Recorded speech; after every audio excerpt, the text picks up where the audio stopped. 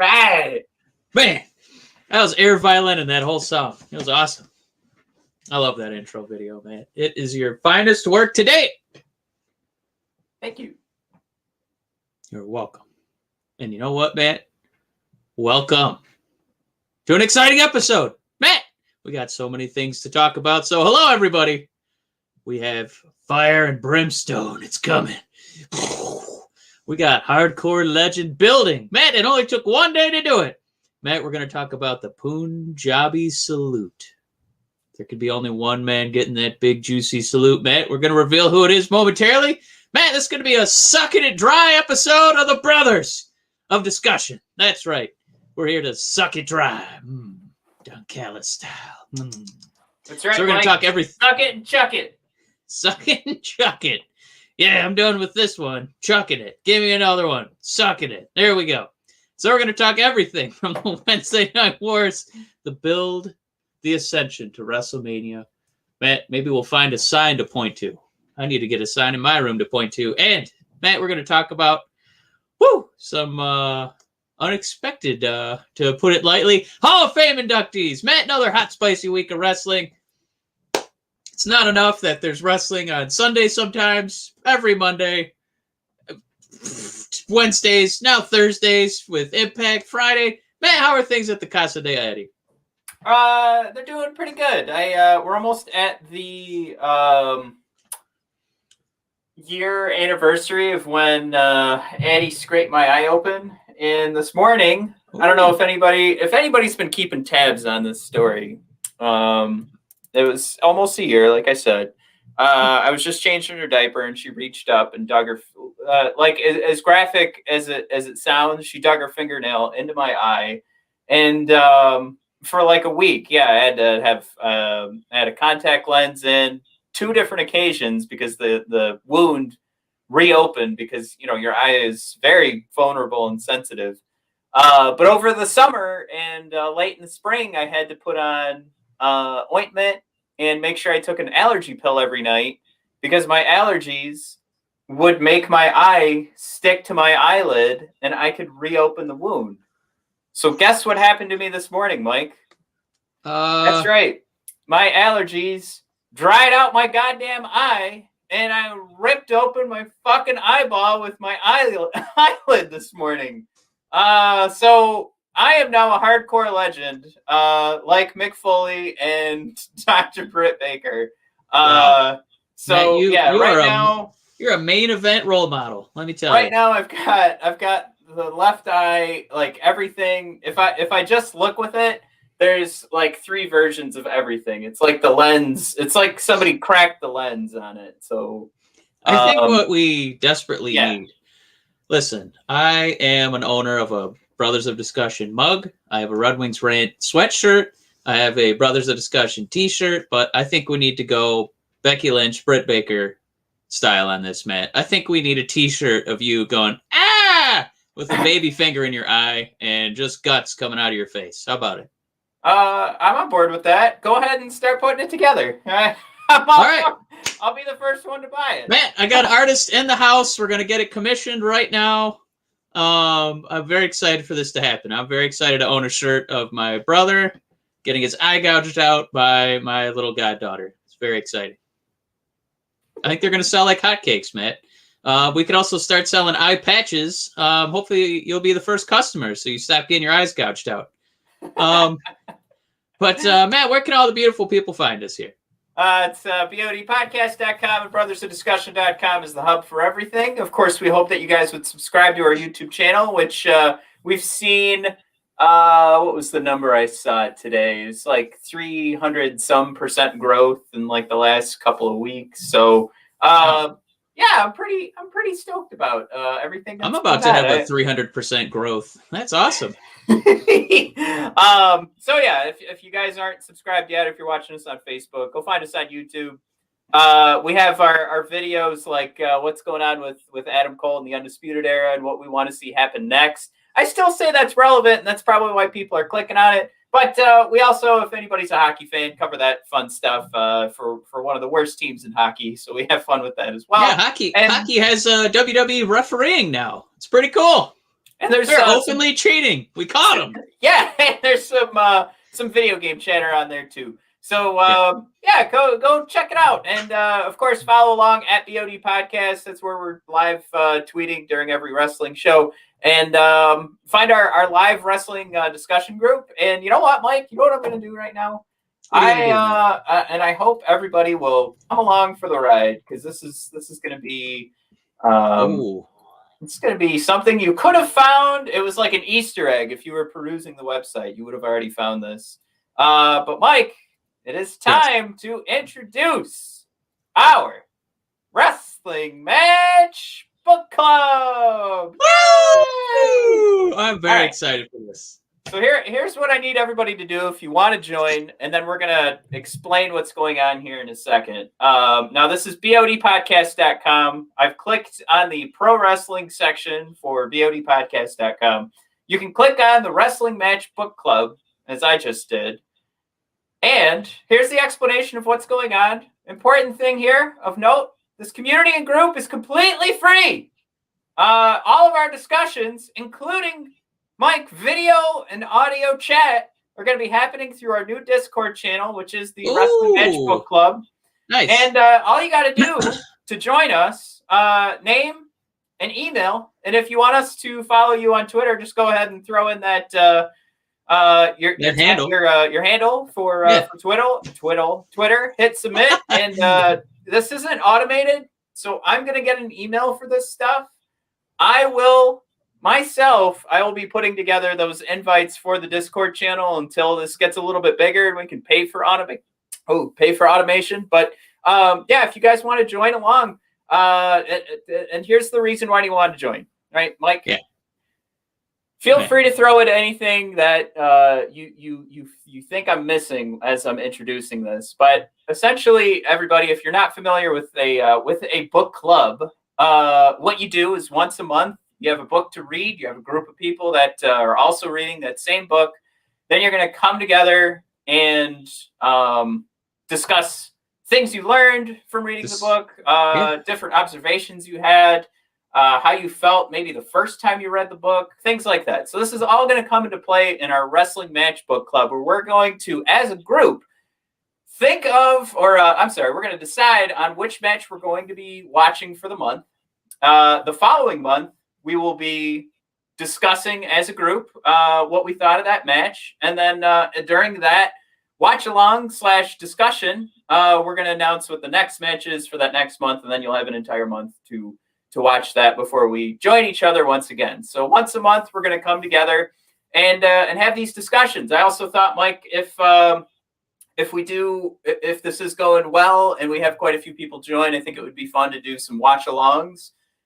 So we will have a separate discussion. This is going to have nothing to do with the podcast. This is just going to be us having fun. But we're also going to do, if one of us is available and watching it, we want to make sure that we're also enjoying it with everybody. And as we go along, some of these matches will be, matches plus segment. So sometimes it'll be like 5 minutes long. But we are going to try and keep our I don't know. I don't want to say requirements, but what we're expecting out of these are to be the best of the best matches, right? I mean, we want to have some reason for us to go watch this, so they're probably going to be pretty lengthy. So they could go as long as 60 noteworthy minutes. Ones, right? Like maybe we'll do a timeless classic. Maybe we'll find some diamond in the rough. Nobody's talked about in a while. I know I've been wanting to go back and watch some old death matches after watching not the greatest one ever, right? So there are good death matches out there. Maybe that'll make it. Right. Maybe some noteworthy ones, but we definitely want to make it a big discussion. Let's get some thoughts and feelings out there, all right? And Amy, welcome. So good to see you, and she's very excited to join. I'm very excited to be a part of this because it's gonna be chatty. All right, we've been cooped up for too long. We're gonna actually talk to people, to you, with faces, voices, flapping mouths. We're gonna be talking special matches. I'm very excited for this to start. This is awesome. It's one of those things, like you said, where we want to get everybody else's thoughts, because it is something where I think it's not anything, Mike, where I'm not sick of discussing pro wrestling with you, but I think with some of the comments we get, some of the chatter, there's some other people that would like to pipe in and not wait for us to click on the comment box where they'd rather just throw in their thoughts. And this will be that opportunity to like hang out. And we hope to keep this going for as long as possible. And you know what, Amy, if it's just the three of us, I'm going to have fun with that. But like I said, I hope everybody comes along for the ride. Yeah. All right. So check that out. That's a good little teaser. Yeah, bodpodcast.com. I mean, it's all live. It's all ready to go. The only thing we have to do is watch a match and then decide on a day that we're going to talk about it, because you can join that Discord channel right now if you find the Wrestling Match Book Club. But that is bodpodcast.com. I'm trying to highlight it here. / Wrestling Match Book Club. There you go. Beautiful. Go find that, everybody. And I think now we're ready to finally chat the show. Yeah, we got some news this week, Matt. One of your favorite hot button issues annually is the WWE Hall of Fame. Now, what a star-studded hall of, can't miss names like Coco Beware and Donald Trump. All your favorite pro wrestlers are in there. But Matt, this year we got two very important additions. I'm going to start with one who helped name our show. Matt, Mr. Glenn Jacobs himself, Mr. Fruit Roll-Up Face himself. Matt, he hugged Daniel Bryan when it needed it most. The world needed a little love. He, came out of the earth a few times. He shot fireballs out of ring posts and made life a living hell for The Undertaker before he eventually joined forces and started the Brothers of Destruction. See, just slips right off the old tongue. Matt, Kane is in the Hall of Fame. Does this make you want to watch 5 minutes of the Hall of Fame ceremony? No. I'll get the highlights. No! What will it take, Matt? What will it take? Nightcrawler from the X-Men being inducted? No, it's just, I was pretty careful when I tweeted out that this is a big moment for Kane. Like, congratulations to Glenn Jacobs. The Hall of Fame means absolutely nothing to me, and it never will. But I'm happy that he's happy. How's that? When Glenn Jacobs personally emails me and says, "Well, I get that this podcast and your love of wrestling exists because of me. Do me a favor and watch my speech." I'll watch it then. And, I'll take notes and I won't watch another portion of it. But, once I receive that message. Matt, I want to ask you for, off the top of your head, 3 favorite memories from Kane. 3 things maybe you think fondly of when you hear that name.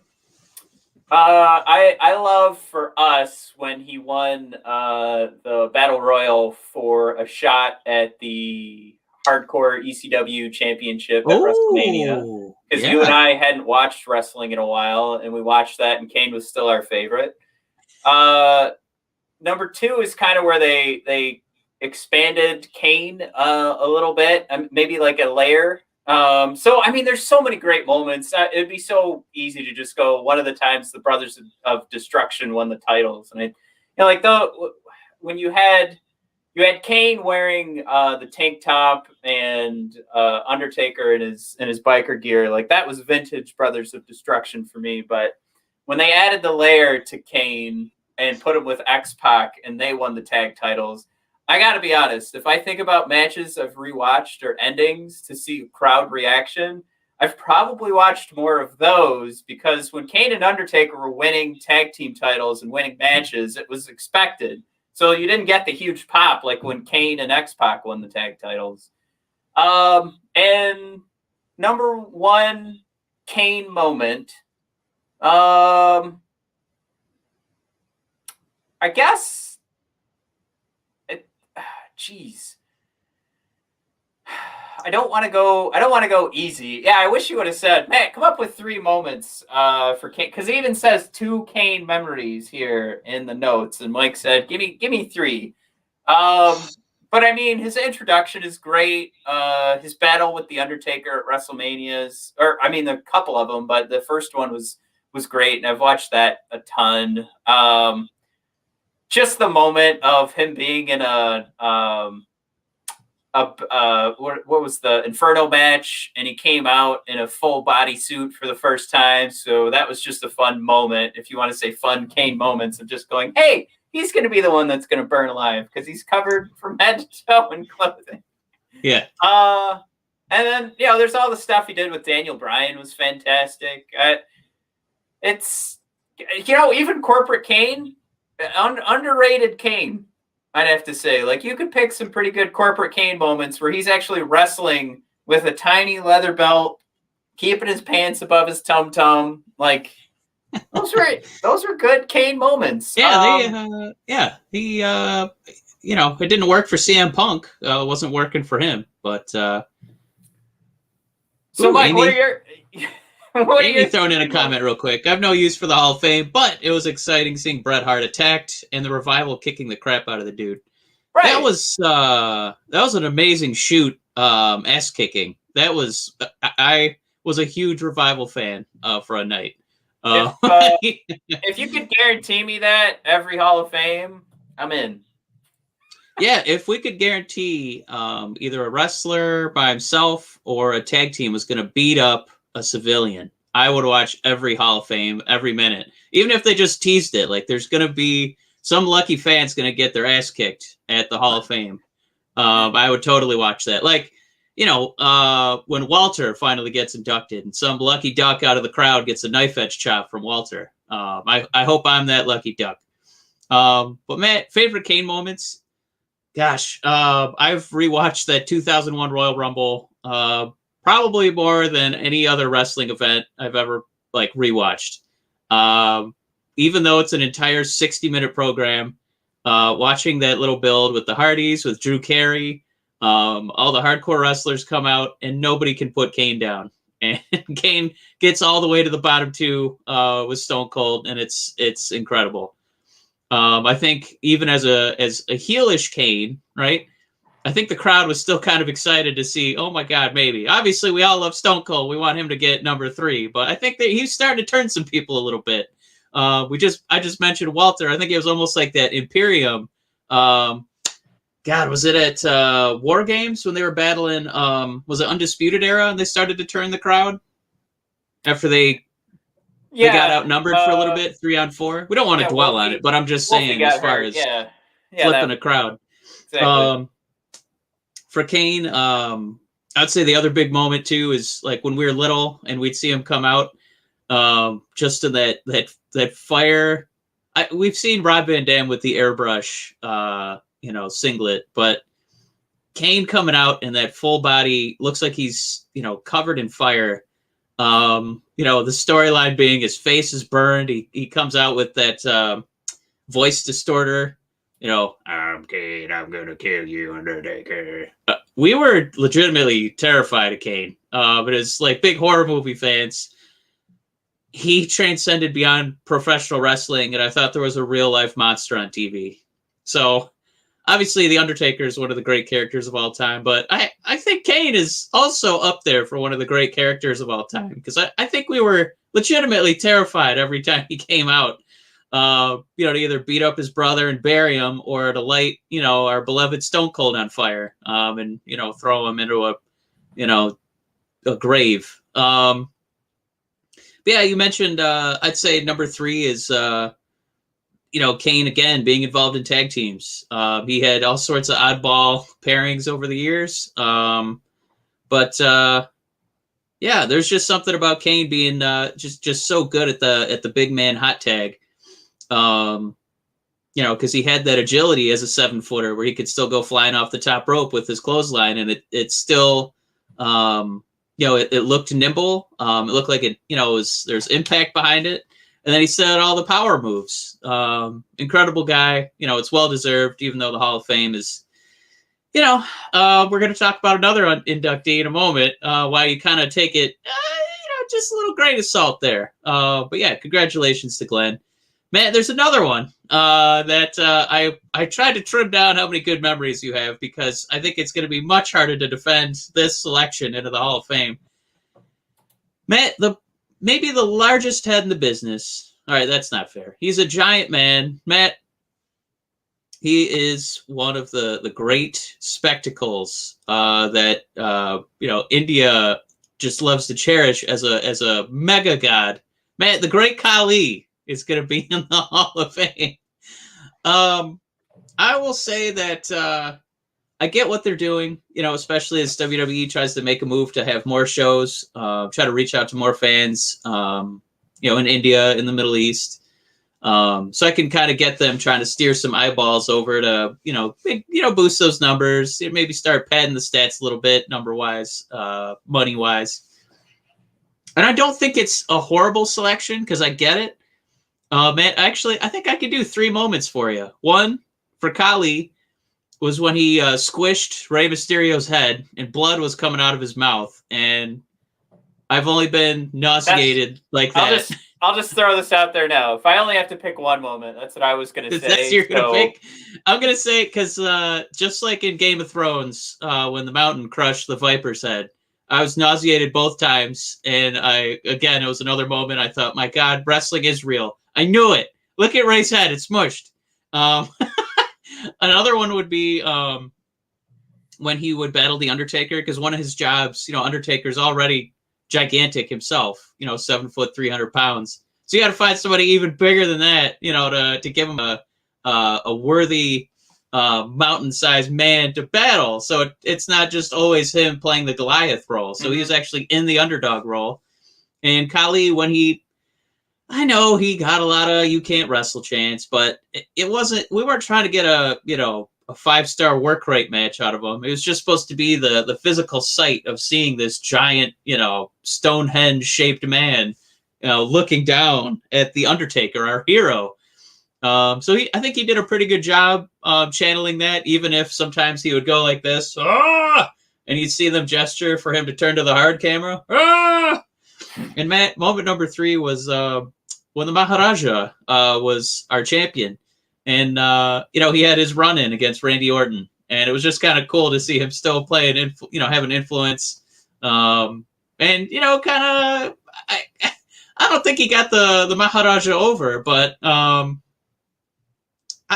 don't know. I guess it just kind of stuck with me because he wouldn't have done that, I don't think, unless he liked, even with all the hate, all the vitriol he received from internet wrestling, from live crowds, he still wanted to come out there and, kind of, a little wink and nod. And I don't know. I'm always going to appreciate a guy who seems to like the business. So, Matt, is there any other moments outside of that? I hope I didn't steal too much Great Khali thunder. Just seeing him in Get Smart in The Longest Yard were also great Khali moments. Sure. Mike, AEW doing house shows the Friday before WrestleMania, and you pointed out in the notes the thing that I thought was funny. All right, can we say this, Mike? You just tell me if you disagree. The official stance of the Brothers of Discussion is that who gives a shit? Like, if the thing is, Cody should have never said, I'm not doing that because that's jumping on, taking advantage of WrestleMania or whatever. First, Cody should have never said that. Number 2, just anybody put on a show. I don't know. If people are going to buy tickets to your show, is it really about, do we have to have a conversation with Cody about, or with any of these other promotions of, you're not stealing? If you're putting out better opportunity or better content and people are more willing to pay for that as opposed to paying for WWE, whatever it is, if it's a Hall of Fame night or what have you, I guess it's going to be SmackDown then, right? Would be Friday. If people are more willing to pay for that, that's just let them. It's fine. It's not a big deal. Which is, to the point, is just Cody should have never tweeted out a year ago or 2 years ago or whatever that he was not ever going to do a show on WrestleMania because that's their weekend. It's just, it doesn't need to be said. And it's just another thing where WWE is always in the back of their mind, and it's just stop it. Just be you. And I can't tell you how many times I've said that, and that now is another example of how frustrating it is to watch this company just to put themselves in the shadow of WWE. I mean, there's always this constant kind of one-upsmanship, right? Where AEW said, well, we're going to go live, every Wednesday for 2 hours. And so WWE's like, well, NXT also live for 2 hours. What do you like them apples? So it's just constant, childish back and forth. And bless those beautiful angels who comb through 365 days of Cody tweets. Wait a minute. Just get... sir, I have some egg for your face right here. There you go. So I'm not even mad about that. That was a hilarious find. It's just, it's not a big deal. I mean, WrestleMania, you can come to me and just tout, all I ever watches New Japan. I don't care about no WWE. It's mainstream. Like, I don't know why I started to sound like Slinky Dog from Toy Story. I don't know, Woody. I'm not watching none of that. But you mean Ernest? Was that Ernest? Yeah. Does he voice Slinky Dog? The voice of Slinky Dog. Oh, I didn't know. Is that Slinky Dog? Or that actor just sounds like him? No, that's yeah. That's him? Ernest he did the original voice, and I don't know if they just have leftover voice now or what goes on, wow. But yeah. I just learned that today. So you're looking at my faces. I just learned that. Yeah. It doesn't bother me. Yeah, there's a whole nother Ernest movie that came out in the early 90s called Ernest Goes to a Sound Booth. Come on! Come on! That was classic. It was always like Ernest goes to camp. Ernest goes to the Alps. Ernest goes to a sound booth. Matt, go to hell. All right. So, I think it's a consensus on our show. Whatever. WrestleMania is just a celebration of wrestling. I don't care about these other companies kind of being on the coattails. Go ahead. Eyeballs are on wrestling. Take advantage of it. Get some eyeballs on your product. Do it. No big deal here. Matt, I saw you put in the notes here. Kenny Omega back in the Impact Zone. He wants to wrestle on Wednesdays and Thursdays. What a big hog he is. Speaking of big hogs, Don Callis wants to suck it dry. I don't know if you want to expand on that point, but basically Don Callis came out and said he wanted to suck the blood dry out of, I guess, Impact Wrestling. But the way he phrased it and repeated it over and over, he just said he wanted to suck it. And then he said he wanted to suck it dry. Yeah. And I don't know. I don't know if I originally texted you that comment, and I said, or I deleted this, and I said, I think we might be the wrong demographic. But then I was like, oh wait, no, we are the perfect demographic because we make poop jokes on our show all the time. True. But I mean, it did, like, they went pretty hard into the silly, like, junior high talk. Like, it was funny. I mean, it works for The Rock. The Rock does junior high humor all the time. It does. It just, like, to me, I was just like, oh, Jesus, Don. Oh, my God. What are you... Well, it wasn't enough that he and Kenny Omega 69'd each other a couple of weeks ago. Now they're going to suck each other dry. Beautiful. And it is a little weird that he went kind of hard into that, where, he had to make a point that he's an executive with Impact and that he'll do anything he can to make sure that Kenny Omega stands out. Like, I guess that you can connect those dots, but does it really make sense? I don't know. But anyway, we've got our Kenny Omega, Rich Swann at Rebellion. I think I have on there April 24th, but was it moved? Yeah, it's April 25th, so it used to be April 24th. That was the other big news we had to discuss, because that'll be the first time, Mike, I think I'm actually buying. Hey, if I sound like a jerk right now, it'll be the first time I'm buying an Impact Wrestling pay-per-view, because I do want to see Kenny Omega and Rich Swann. Like, this is a huge wrestling moment. But I will say, I just, less is more. I think, and less of Don Callis finishing off his promos saying he's gonna suck it dry, and say that maybe 3 or 4 times too many, and chirping in the background is Kenny Omega saying, "Yeah, suck it and chuck it." All right. I don't know if you want to touch on anything on that, Mike, before we move on. It's not that we need to necessarily dwell on it, but I think Don is actually really good at his job. I don't know if he's ever going to get the credit or the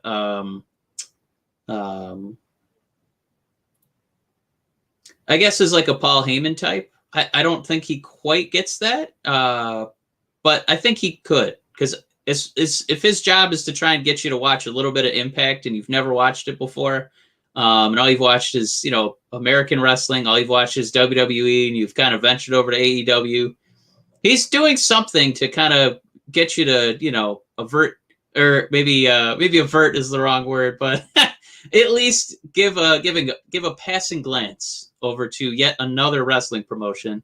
And I think he succeeded. It's not just with Kenny. It's about making it feel like some over-the-top moment is going to occur, and you don't want to miss that. So I think he's,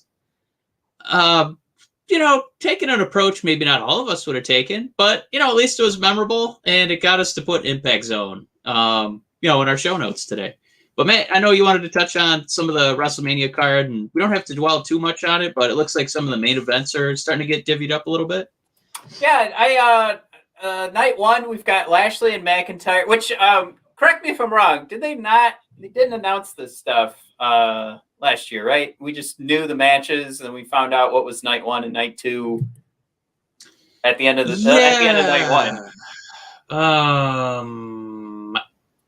I feel like there's a little bit of knowledge about what was going to happen, right?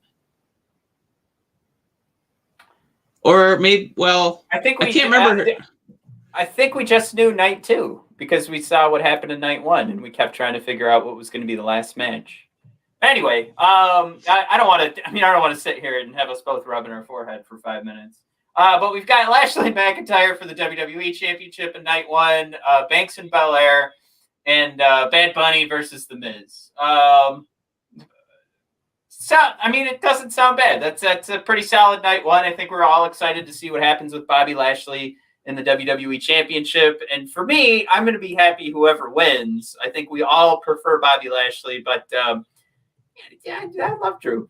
The only thing, the Bad Bunny and The Miz, I called him the Bad Bunny. Bad Bunny and The Miz, to think it's interchangeable with night twos, which is funny, The Fiend versus Randy Orton, which I fully expect to be, one of the matches we're talking about for years, just like we talked about John Cena and The Fiend. By the way, Mike, this is going to be huge for The Fiend. Now that this is all official. Back-to-back years going against two of the most decorated pro wrestlers of the modern era. He's probably going to come away with two victories. You can say all time. They have the resumes. I think you could say all time. I think if you're going to look at the two shows back to back, for me, for our purposes, night two is a much bigger night. Lashley and McIntyre, it's just going to be tough for me because I don't want to see either guy lose. Sasha and Bianca, I would really like to see Bianca go over, but and Bad Bunny, I get that there's an audience for that. We're not the top demographic for that. I get why it's there. I'm not going to poo-poo it. It's for a certain group who pays a lot of money. But night two, Matt, you get to watch Edge at WrestleMania against Roman Reigns, who's doing the best work of his career. You get Asuka, one of the greatest wrestlers of all time. I'm going to say that. I said it. Versus Rhea Ripley. Her first since she's officially called up to Raw match. She kind of had a cup of tea last year. I'm so excited for that. We love Rhea Ripley on this program. Asuka, we can't ever say enough good things about her. And then The Fiend and Randy Orton. Night two for me wins in a landslide, booking wise. But we'll kind of see how it plays out. Here's the interesting part. I thought it was so you've got Asuka and Rhea Ripley, Reigns versus Edge. If you were discussing how these matches were going to maybe extend, or if the stories were complete, I think you would have said that there's a possibility Daniel Bryan would be added to the Reigns and Edge match, and that there's a possibility Charlotte was going to be added to Asuka and Ripley. So I do think the choice to have these matches already announced in night 1 and night 2, that's an element that throws off everyone's prediction of Daniel Bryan being involved in the Universal Championship match and Charlotte being involved in the Raw Women's Championship match. Like the cog is in there, right? The machine is right now overloading because maybe that's our brains. But I really think like that really did cause me to go, well, crap. They're not going to have 2 different triple threats to end the night as right. A co-main event would kind of go down. Well, the other thing, too, to keep in mind is that I think you and I are really on board with The Fiend and Randy Orton. Randy Orton, since COVID started, that guy, his promos, every single one, he must hate having a live crowd because he's just been fantastic. But The Fiend, it kind of feels like you and I are on board. But it doesn't feel like the community really likes his return since his face melted. I was totally for it. I liked his official return at the pay-per-view. I liked his Raw moment. I don't know, man. What are we missing that other folks seem to like more, or don't seem to be latching onto this reboot of The Fiend? Smoky Fiend, if you will. Jerky Fiend, if you will. What am I not... So what am I missing that would make me hate The Fiend? I don't know, because I love The Fiend. No. Yeah. I mean, this is another one. I have to escape my own personal because it's so tough. A lot of the times on this show, there's a lot of times where you and I have, similar opinions, and I guess I'm trying to play devil's advocate. And I've seen some of our boys on Bleacher Report talk about, well, this isn't for everybody. You either love it or you hate it, and it was just kind of it's not really wrestling, and it's just kind of like, well. I mean, it's still got the theater of being in a wrestling ring. So, after all the, Don Callis sucking it we've done for Undertaker for 30 years, I don't know why we can't, reappropriate that love to The Fiend. And, like, the Undertaker did some pretty ridiculous. He shot lightning.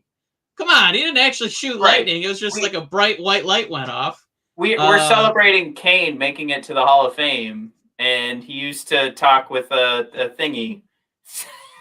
Yeah, for when you have cancer in your throat. That's what that device is for. Yeah. So, I guess if that's the realm that we're talking, I guess people aren't happy with cinematic matches or the cinematic style. But I don't know, Mike. Like it's just something for me where I want more of it. I hope it doesn't go away once fans are back in the arenas. I really do think it adds an element to the whole reason I usually am watching TV. We're not, God damn it, Mike, we're not watching this for the pure sport of it. I would challenge anyone that goes pretty hard. Well, this is going to be another moment where I'm going to be mean to wrestling fans, and I shouldn't do it. And it's probably what hurts our show the most. But if you're watching this and you're saying, you know what, I'm just a fan of the athletics. Are you seriously watching like gymnastic tournaments on the weekend? No, you're not. And if you tell me you are, I need video proof. Yeah. If you are only watching this to watch AJ Styles jump from the top rope and you're going, oh man, that's what a real man does. Granted, yes, that is what a real man does. But he also walks around shirtless or with his big buddy Almost, and he holds a microphone and tells you why Almost is going to kick your ass one day or why he's going to be the tag champ. Like, that's pro wrestling. So if you can take elements out of pro wrestling and just kind of reshuffle them, I think that's how you come up with The Fiend and how successful it is. And yeah, Mike, he shared a Joker tweet or a Joker quote on Twitter, like to talk about that this is going back to what was the Joker origin comic book where he wore the Death of the Family? Yeah, and he wore the Red Hood dome on his head and became the Joker. If that's what it's called, yeah, I honestly can't remember. I thought it was Death of the Family. So he's going back and saying that Randy Orton, when he punted Bray Wyatt, or what was his character back in the NXT days? Husky Harris. Yeah, when he punted Husky Harris, that was him helping create Bray Wyatt and then helping create the Fiend that we know now. I just like you ask for long-term storytelling, pro wrestling fans. God damn. And you know what else we're getting, Mike? We're the more reason that people should be on board with this is because this is that tour that we asked for from Bray Wyatt and the Fiend to go back to anybody he had long-standing feuds with, whoever he lost to at WrestleMania, and to get revenge. And he's doing that. He's working. I don't know. I guess he's kind of working in order here, right? Where he lost to John Cena, and then later on it was championship matches to Randy Orton, and now he's gonna get his revenge. All in all, this is a win for pro wrestling. I think great storytelling. You hit that's a beautiful point about the long-term storytelling. That's one of the things that people are really on board with, like for AEW with Moxley and Omega. Basically, since they, had an opportunity to crash into each other, they have been. But Bray Wyatt is really extending that. I mean, Wyndham Rotunda is really extending that. What he did with John Cena last year, just spanning all of John's different quirks and characters and gimmicks. And trying to tell a story of him, conquering all those versions of John. And then the story this year going to be, Randy's finally going to get a receipt for all the, legend killing and dastardly deeds he's done over the years and decades at this point. Now he's, going to have to pay back, what's coming to him.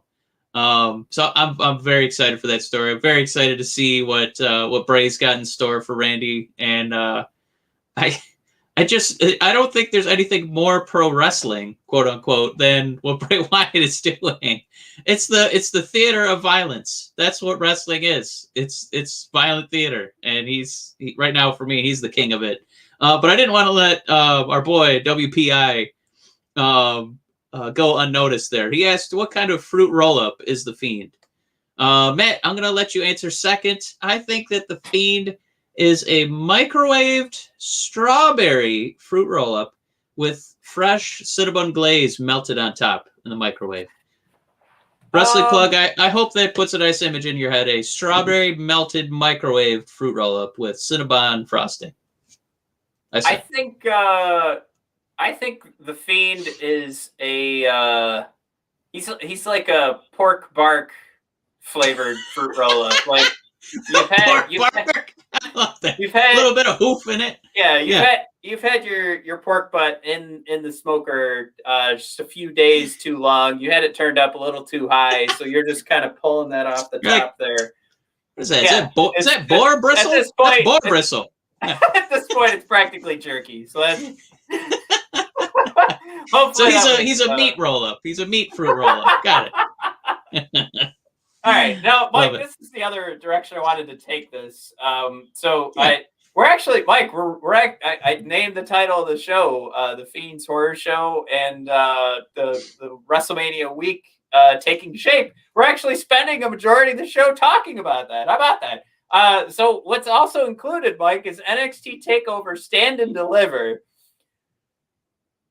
There's one big problem with it, which I'm hoping they resolve, but right now it's looking pretty hot. Now, the big problem right now, Mike, is that we have one in the hottest division in pro wrestling, the women's division. We have one match coming out of it.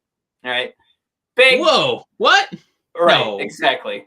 And you've got Io Shirai and Raquel Gonzalez going at it for the women's NXT championship. What I'm hoping gets added later is an NXT tag titles match. I think that they're working it in. A women's tag title match. I'm hoping that they work it in, but as of right now, because they even announced stand and deliver matches, and then later that night they also said Kyle O'Reilly and Adam Cole are going to fight. So they're still adding stuff, even though they made the graphics.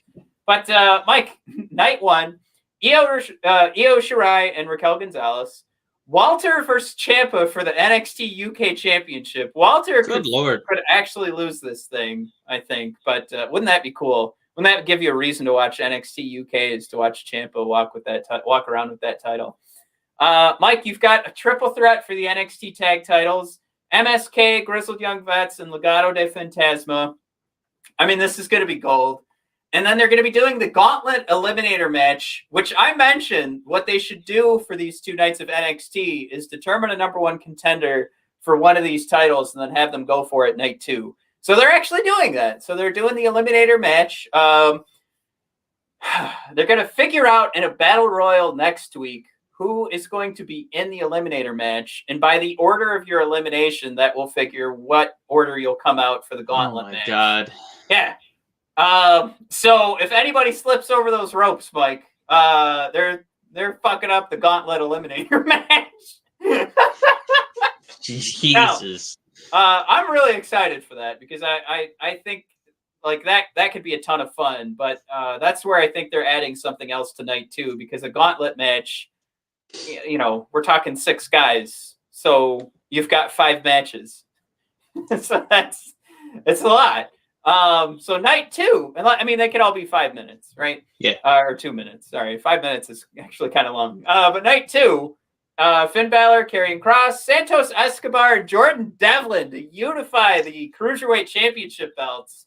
Mike, I would say that match is if any of these have match of the year, and I think a few of them do. Actually, I mean, night 2 kind of has 4 match of the year candidates already in my head. But I think this one could win it. It's just going to be amazing. Gargano versus the Gauntlet winner for the North American Championship, and Kyle O'Reilly versus Adam Cole in an unsanctioned grudge match, where I'm hoping, Mike, that there's a lot of competition in the Adam Cole Britt Baker household, and Adam just has to outdo Britt. Like, this is where his head's at. He's like, I can't let her walk around right now being the stronger of the 2 of us. So, Kyle, we're not just doing a match. We're doing an unsanctioned match. I want to look like I'm about to die. Like that. So that's what's going on. Yeah. I'd say between the 2 nights, unquestionably, whichever night featured Walter versus Ciampa was going to be the winner. And then to think that I might get to see the coronation of my beloved Grizzled Young Vets as tag team champs. Oh, can't wait for night 1. So night 2, Matt, for the WrestleMania, but night 1 for NXT. That's the one that's really got a tickle in my pickle, if you will.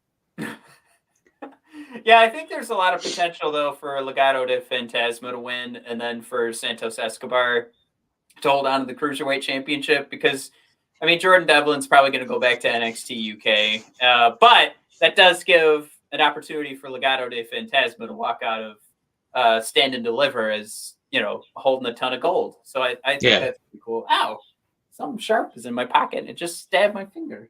All right. Ooh. So yeah, I'd have to disagree though. I think night 2, like, it seems like the easier pick to go with it, because there's the bigger names, I think, with Finn and Karrion Kross in the NXT Championship, and then Kyle O'Reilly and Adam Cole are going at it in a grudge match. It's probably the weak answer. It's probably like the less of a hot take. It's a cold take, but it's to me that it looks like we're gonna have 4 straight match of the year candidates, and not to take anything away from night 1.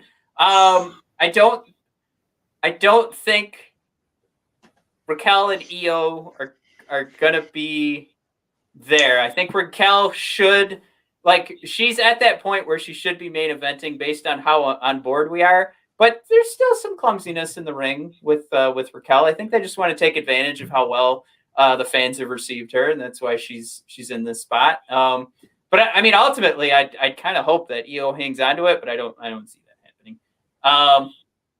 it's the funniest thing because that women's division is like the hottest thing in pro wrestling, and that's the one match. That's twofold, right? The only match we're getting it Stand and Deliver, and it's also probably not the best couple of the best face-off we could have gotten for the women's championship in NXT.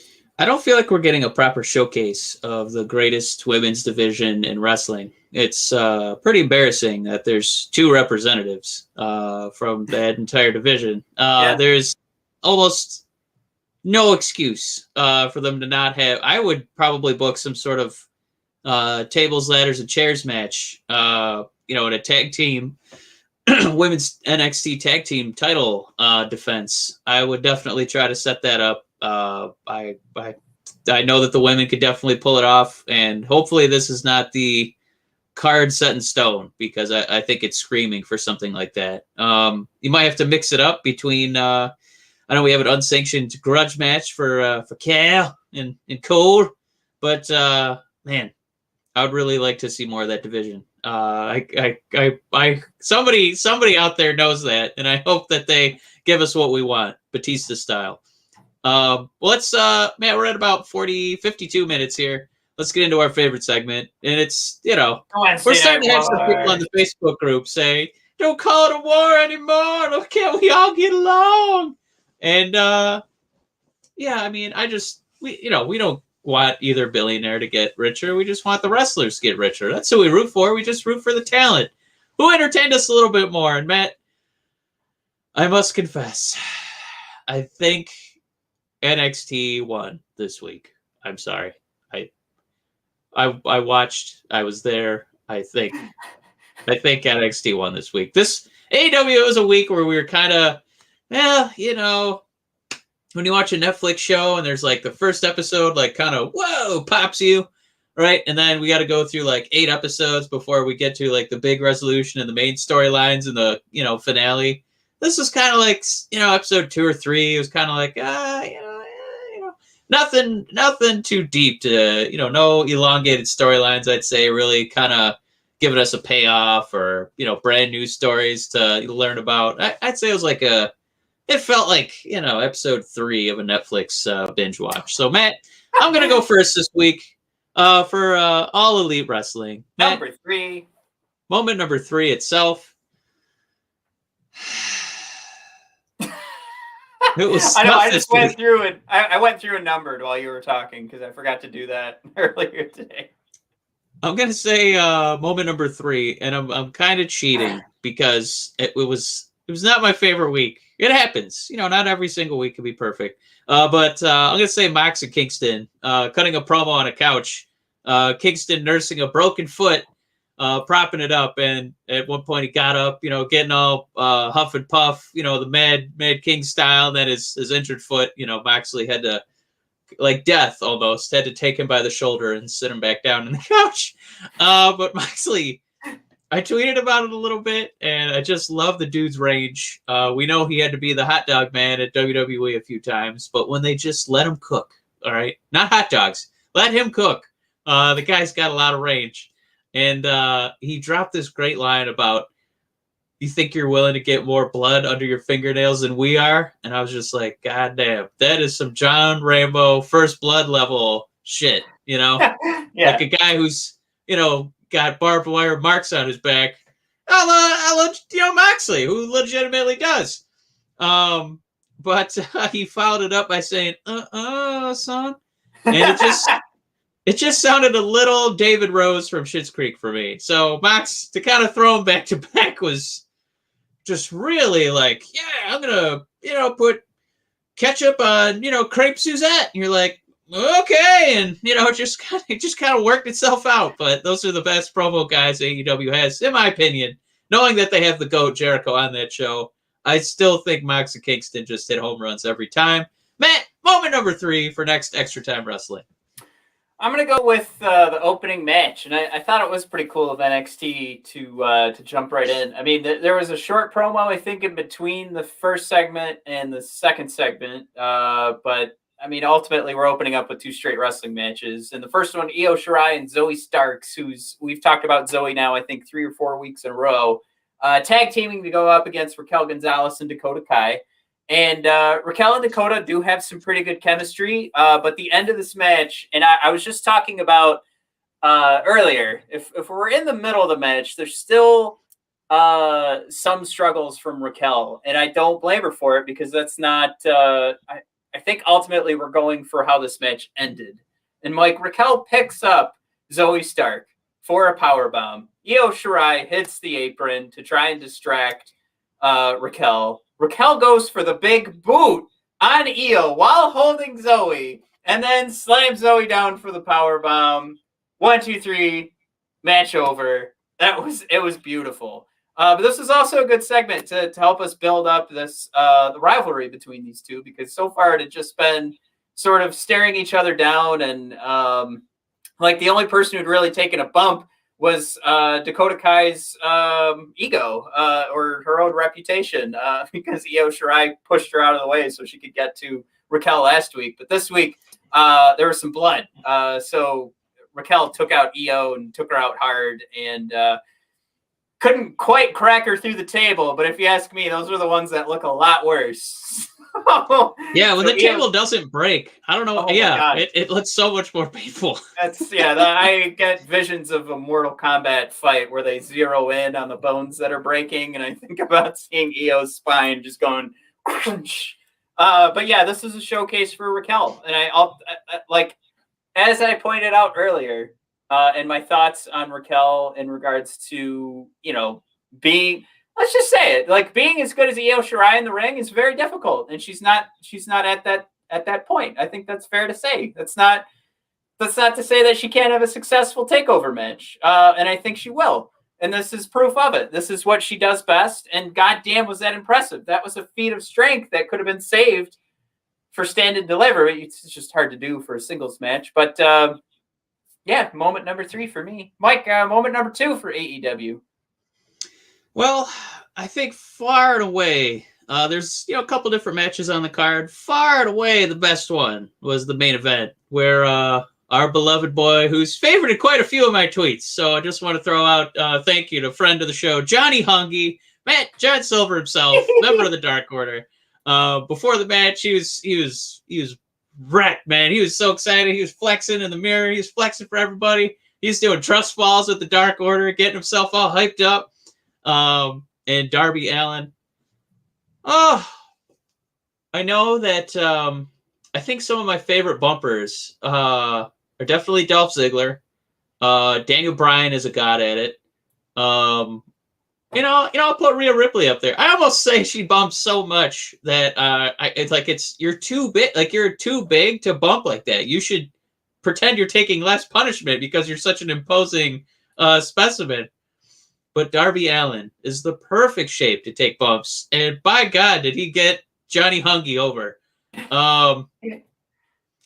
Jesus, the way the guy just throws himself with reckless abandon into guardrails, the ring mat, cement, steel, rope, face first, back first, spine first, clavicle first. He also took a hellacious slap that my significant other, she does not give 2 owl hoots about professional wrestling. But even I showed her the slap that Darby Allin ate, to get over Johnny Hungy's wind-up delivery. And it was just, like something I think Walter would, even if he wore a hat, even Walter would probably doff the little cap at the volume and violence of this whack-a-mole attack that Johnny Hungy put on Darby. So these guys just had great chemistry. I don't think we've gotten a lot of opportunities to see them, be dance partners together. But gosh, it was such a wrestling treat. But kind of rough news. It sounds like Hungy might have hurt his shoulder a little bit. So hopefully he's okay soon, because he's really been on a really strong run with Dark Order. So positive thoughts for you, buddy. And looking forward to seeing you, actually win that title next time. You'll get him next time, champ. You'll get him next time. Matt, moment number 2 for next Extra Time Wrestling. What do you got for us? Oni Lorcan and Karrion Kross put on a good one, and the tag titles had just been stripped. The NXT tag titles. That's how we're getting that triple threat at Stand and Deliver. But this was just a chance for Oni to shine. I think you and I have been huge fans of Oni Lorcan for a while, and if it wasn't just for his Twitter account, where he gets a better opportunity to shine as a human being and as a character, this at least gave more evidence as to why this guy needs more time on NXT, and it's because this is such a great match from start to finish. One of my favorite parts is you get to the end of this match, and Lorcan, who had been down, he's losing the momentum, certainly exhausted, just like turns it up, goes for a scream, and then goes rope to rope, doing a series of uppercuts to Karrion Kross to take him down. But of course, that just led to Kross waking back up, and the Sai Ito, I want to make sure I get that right, suplex, and then an elbow. I can only describe it as similar to Brock Lesnar opening up Randy Orton's head. An elbow to the back. I don't know if you remember that. Elbow to the back of Oni's head as he's getting up from the suplex, and match over.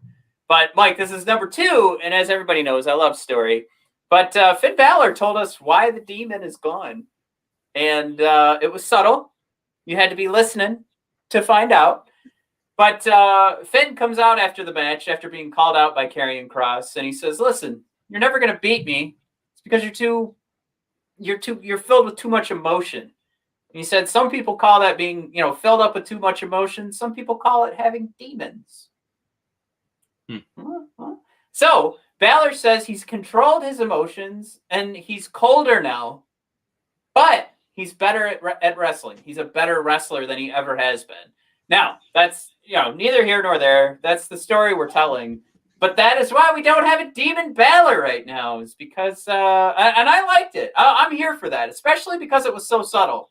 And he's basically calling out Karrion Kross for being too emotional, which I think is a hint that Karrion Kross is going to win, because how many times have we seen that in the movies, Mike, where the face, the good guy in a movie, has been told he's too emotional, but eventually he's going to use that emotion to carry him or her to victory. So, all in all, as a comic book fan, as a movie fan, as a fan of Finn Balor, who's selling to us legitimate pro wrestling questions and storyline about where is the Demon Balor, we have an answer. It's all rolled into this great wrestling match, and it's only number 2. But Mike, your dishonorable mention for AEW this week. Yeah, like I was saying, a lot of the episode felt like episode 3 of a Netflix binge. But I'd say the dishonorable mention, it's not that it occurred, it's the timing of it. Because Ty Conti defeated Nyla Rose clean. Let me say that again. Ty Conti defeated Nyla Rose clean. Build up, about 8 to 10 minute match, dropped a finisher on her, pin, win. And it's not that I dislike that booking decision. It's just that AEW, like clockwork, every week has the women's contribution to wrestling at about 9:20. So when I saw Ty Conti walking out, and then I saw Nyla Rose, I'm like, well, there's a squash for Nyla as we build her up for another, title challenge. And it was kind of like when Brock Lesnar beat Undertaker, and most of us were just kind of, on our phones, not really paying attention. 1, 2, 3. What? Oh, no. What? That didn't happen. And sure enough, I guess what I would have done is, if I was going to have that kind of monumental victory, because Nyla Rose, she's at a spot on the card where she's, that's a merit badge to actually take her down, to beat her at all, let alone clean with your finisher.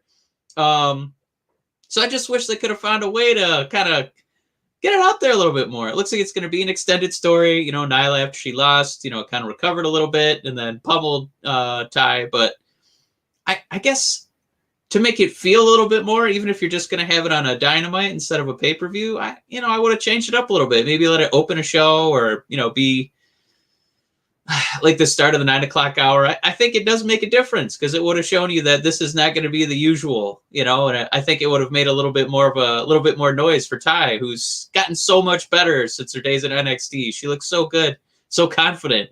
It just could have been more in my opinion. But Matt, moment number one for AEW, it's no contest. It was the doctor herself, DMD, Britt Baker, cutting a promo on the masterpiece where she left her real blood, viscera, sweat, and tears in the ring last week. She came out to tepid applause, and she called out the fans, "This is the warm welcome I get after the hell I put my body through. You're all just as stupid as Thunder Rosa, unappreciative. Oh, I carried the division. No, I made you relevant." And she just turned that crowd where they're like, well, I'll be goddamn, maybe she's not as evil as we thought. Well, Woody, maybe she's not as bad as we thought. But in the midst of all that, she did not turn into Slinky Dog. That was just for me and Matt, I guess. She called out Tony Khan. She called out his infatuation with legends, saying, if you don't need to go legend hunting, you got the best legend right here holding the microphone. And the crowd is like, woo! And then Matt, maybe the just the icing on the cake. She called out Mick Foley of all people, who after the match last Wednesday said, "How do I watch this?" Reacted, put a thumbs up, and she said, "Wow, Mick Foley approved. Took you 20 years to become a hardcore legend. Took me one match," and I was like, "Oh shit." But yeah, Britt was just spitting fire. Whenever they want to make her champion, Matt, it could be one of those New Japan like 5 to 10 year runs because she's gonna be untouchable. Such a great promo. It got over her. It got over the feud with Thunder Rosa. I think people would want to just pay top dollar to see that rematch. Baker's the real deal. Bravo to her. Just. Not much. There's nothing negative to say. Great job. If there was how you bet on futures and you could be gambling on the stock market. Of course, if you want to ruin the planet, the economy, bet on futures. Mike, if you had to bet on futures for a future child developing into a pro wrestling super duper star, I am putting my life savings on the Adam Cole, Britt Baker spawn. Whether from heaven or hell, that thing is going to be good at pro wrestling. Put it as a thing. All right, Mike, my dishonorable mention for the week. I'm going to play along. I'll just pretend I wasn't. No, I'm not. All right, LA Knight is doing some pretty good. He's doing some great. You know what? I'm gonna. Oh, that is my dishonorable mention for NXT too. I know where you're going with this. Poo-poo decision. But go ahead, Matt. Oh, it made me so mad. Yeah. It's either, and maybe you won't agree with me, but it's either choosing Bronson Reed to be the first feud or having him go down to Bronson Reed. Losing. And the fact that how's he losing already? The fact that he's a cocky heel, he totally could have won the match and made it, had Bronson Reed stand up right away. It could have been a roll up. He could have cheated and used the ropes. This is that opportunity to tell that story for LA Knight. And all this did was cement. It didn't cement him, but it laid the first bricks of loser, right? And we want to get away from that with a guy who's throwing in hot promos. Now, It has to mean a lot, Mike, if that was the first thing on your mind as well. Matt, regrettably, you did not say, "Let me talk to you," but go ahead. You'll get it next time. That's one of his lines. I'm sorry. Let me talk to you. Yeah, go ahead. Number one was another combo of match that was fantastic. So I think Kushida versus Jordan Devlin was better than Karrion Kross and Oney Lorcan. But I guess, you know what? The post-match was probably better too, just because it came out of nowhere and I wasn't prepared for it. And we also got to see that HBK has been growing his hair back, or there's something back there. It's really curly. But yeah, let's tell the story. So Kushida and Devlin are going at it. I think we're getting Devlin, got to get his sea legs. I guess his air legs. He didn't take a boat over to the States. But he's got to get some matches in. Almost goes down to the hoverboard lock, and Legado de Fantasma crashes the match, pulls him out of the ring. They're going to beat him up, and he starts to walk away. But things kind of escalate from there, and so, again, just go watch the Kushida and Devlin thing. You'll be happy. You've got Santos Escobar and Devlin eye to eye, ready to go at it, and the and HBK comes out. Like, it was just kind of like, what is going on? Like, at first I was like, who's going to be pretending they're HBK for this promo? But it's going to be a callback to Razor Ramon and Shawn Michaels at NXT TakeOver Stand and Deliver. So we're going to have cruiserweight titles going at it. And Michaels pulls out a ladder from under the ring and throws it in between the two boys. And it's a great visual. It's great camera work. Good infusion of the man who's actually in that ladder match. And like I said, I think this has a lot of potential to be the best match coming out of WrestleMania week, considering we won't get to see AEW because it's a house show. But yeah, you totally have a match of the year candidate in these two. This has that potential. Now that they've made it a ladder match, they told us that this isn't just a throwaway. This isn't just a middle match. This isn't a filler of the card, and it's the cruiserweight title or a kickoff show. No, this is going to be a huge match, and this is the kind of thing they needed to throw in there to, I think, tell the fans, like, nope, this is important. You better have your butts glued to the seat when this starts. So that's quite a that's like the Pope coming down from the Vatican to give his blessing. Shawn and all his glory-haired, mulleted glory came down and said, "Fans, look upon this Kushida and Devlin and Beth. My head. Fans, don't look away from the head. Look away from the man in the curly hair. Look upon the two men in the ring." I said stop looking. It's still growing, okay? It's still growing. It's not ready yet, you guys. It's not ready. It's not done cooking. Don't look at it yet. We couldn't even see the match. We were just staring at your weird hair. We didn't know what to do. And it was fun to watch, the 20 people, even though they shouldn't be there since COVID numbers are back up. It was fun watching those 20 people get excited that Shawn was coming out. So, when was the last time you saw a pop from the crowd? Because AEW isn't going to, they're not going to reveal that there's fans in the stands. They just want you to know as a pro wrestling fan that they're there. But as a COVID unsupporter, they're not going to show them. But NXT, because they have such little space and they're failing us as a company by letting people in the arena, you have to see them because they're so goddamn close to the ring. All right. Where was Matt talk about a half-baked take. All right. Well, Matt, you're ready to sail off into the sunset on that one? Sure, I guess. Should I go with a hotter take? Guys, close your fucking arenas. Jesus Christ. Matt, we're just 2 weeks. Where are we? 2 weeks away from 8,000 people at WrestleMania. Hooray! Are you excited for when the announcer says we've broken a new COVID record? All 8,000 people. Largest collection of humans since COVID began. Woo! Yeah, that's going to be fun. Can't wait. Not a supporter, ladies and gentlemen. Yeah, I'll leave it at that, I guess.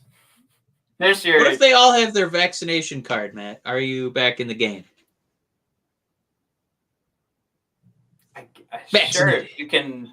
I mean, like, are people missing that? Are people missing the news that the COVID numbers are accelerating at the pace they were before? I don't know. Maybe I should. Yeah, but now there's a vaccine. Okay. Right, because we're all vaccinated. All right. So, Mike, you wanted to sail off into the sunset as you insulted me, so I think we're ready to go. Woo! Let's do it, buddy. All right. Always fun to get an insult before. Yeah, the show's almost over. Wait, Matt, what's up with your haircut? Oh, no. Okay, here we go. No, go ahead, Matt.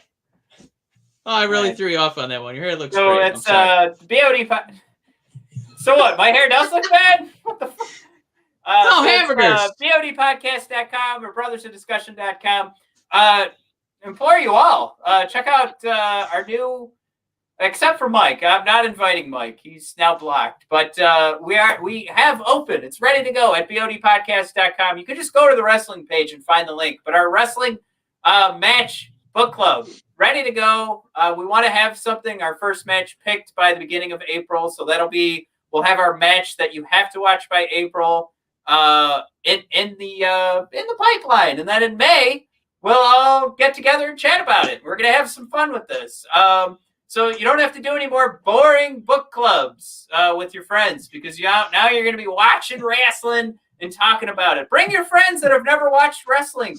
Bring your Marvel friends. Bring your Dungeons and Dragons friends. Have them watch wrestling so we can get fresh takes on what's going on. I don't need to hear you tell me that Ricky Steamboat and Randy Savage had the greatest match of all time. I'm sick of that. Bring somebody that's never watched it before to give me their opinion. All right. It's at BOD Podcast on Twitter and brothers_of_discussion on Instagram. All right, let's sail off. Thanks, everybody.